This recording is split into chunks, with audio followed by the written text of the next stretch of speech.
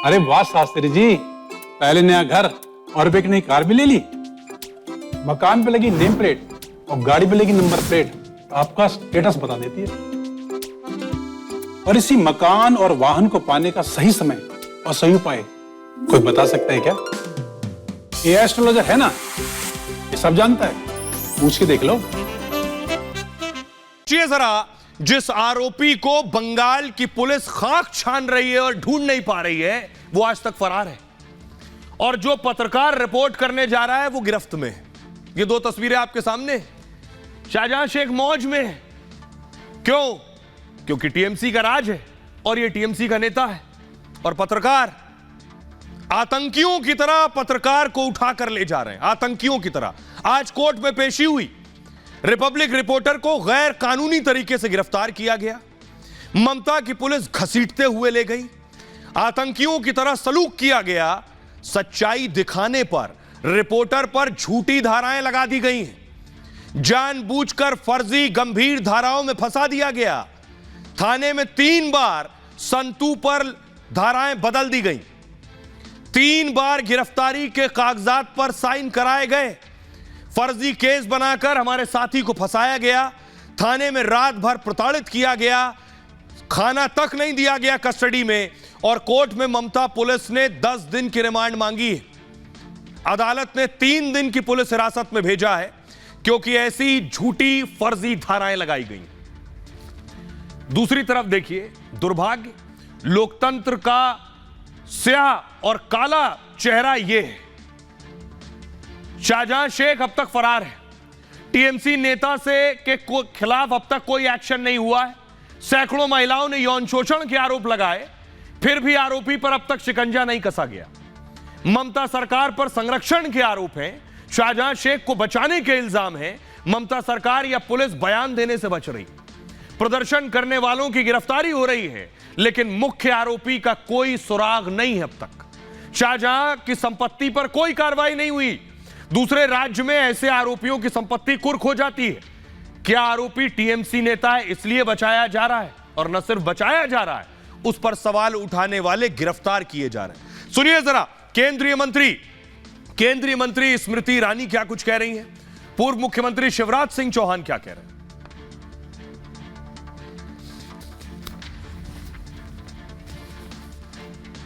हैं। 3 तस्वीरें, कितनी तस्वीरें? 1 2 3 4, ठीक। आओ, सोचिए, क्या किसी दूसरे राज्य में आपने तस्वीर देखी है? जो तस्वीरें मैं आपको दिखाने जा रहा हूं, आपको यकीन होगा कि बंगाल में तो कानून का शासन है ही नहीं। यह तस्वीर आपको याद है, यह 2022 की तस्वीर मैं आपको दिखा रहा हूं, जब सीबीआई अफसरों को पकड़ लिया गया। सीबीआई को पकड़ा गया बंगाल में, सीबीआई को पकड़ा गया, गाड़ियों में भरा गया और सीबीआई पर केस दर्ज कर लिया गया। जिस बंगाल में सीबीआई पर सोचिए केस दर्ज हो सकता है, उस बंगाल में क्या होता होगा? अगली तस्वीर देखिए, इसी बंगाल में ईडी के अफसरों को पीटा गया। जब शाहजहां शेख को गिरफ्तार करने पहुंची ईडी, तो उसका सर फोड़ दिया गया। सीबीआई पर केस दर्ज हो रहा है, ईडी का सर फोड़ा जा रहा है, ईडी की पिटाई हो रही है। अगली तस्वीर दिखाइए, पत्रकार की गिरफ्तारी हो रही है। ऐसा है बंगाल, ये हो रहा है बंगाल में जो आप देख रहे हैं। हिला देने वाला ये तस्वीर आज की आपको मैं दिखा रहा हूं, जब संतू मेडिकल के लिए पुलिस लेकर गई है, वो तस्वीरें। और यही वजह है कि ये देखिए, आज गवर्नर, राज्यपाल खुद संदेश खाली पहुंचे कि बंगाल में क्या हो रहा है। कल्पना नहीं की जा सकती, सोच नहीं सकते। गवर्नर खुद पहुंचे, वहां पीड़ितों से मिले हैं जाकर कि संदेश खाली के हालात क्या। अगली तस्वीर दिखाऊं, गवर्नर नहीं, शुभेंदु अधिकारी को आप देख रहे हैं। शुभेंदु अधिकारी, ममता बनर्जी को नंदीग्राम से शुभेंदु ने हराया था, बीजेपी के नेता हैं और संदेश खाली पहुंचे, फूलों से उनका स्वागत हुआ है।